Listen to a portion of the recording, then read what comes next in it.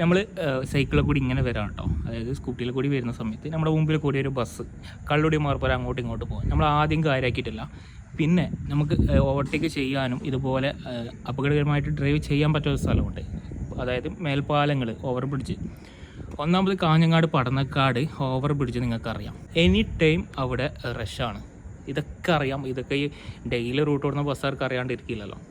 അപ്പോൾ അവിടെ നിന്നും ഇവന്മാർ ഇതേ കളി കളിച്ചു. നമ്മൾ നമ്മുടെ ലൈനിൽ ഇങ്ങനെ നിൽക്കുകയാണ് കേട്ടോ. അപ്പോൾ ഇൻഡിക്കേറ്റർ എന്ന് പറഞ്ഞാൽ സാധനം ഇവന്മാർ ഇടുന്നില്ല. ഇട്ട് കഴിഞ്ഞാൽ അത് ഓഫാക്കില്ല. ഒറ്റ അടിപ്പിക്കുമ്പോൾ ആ സമയത്ത് മാത്രം നമ്മൾ ജസ്റ്റ് ഒന്ന് സൗണ്ടാക്കി വീഡിയോസും കാര്യങ്ങളൊക്കെ എടുത്ത് ഓക്കെ. അപ്പോൾ തന്നെ ഇവർ ഗുണ്ടായസാണ്. ഇവന്മാർ കൈയിട്ട് എന്തൊക്കെയോ പറയുന്നുണ്ടായിരുന്നു. അതൊന്നും ഈ വീഡിയോയിൽ കിട്ടിയിട്ടുണ്ടാവില്ല. അപ്പോൾ നിങ്ങൾ എന്താ ചെയ്യേണ്ടത് വെച്ചെങ്കിൽ ഇതുപോലെ ഇന്നിപ്പം ഡേറ്റ് 29 ജൂലൈ 2026. അപ്പോൾ ഇന്ന് നടന്ന സംഭവമാണ് ഈ വിഷ്വൽസ് കാര്യങ്ങളൊക്കെ നിങ്ങളിപ്പോൾ കാണുന്നുള്ളത്. നിങ്ങളെ മുമ്പിൽ ഇതുപോലെ അപകടകരമായിട്ട് ഡ്രൈവ് ചെയ്യുകയാണെങ്കിൽ ഞാൻ താഴെ കൊടുക്കുന്ന ഈ നമ്പറിൽ നിങ്ങൾ അതിൻ്റെ വിഷ്വൽസ് എടുത്തിട്ട് സെൻഡ് ചെയ്ത് കൊടുക്കാം കേട്ടോ.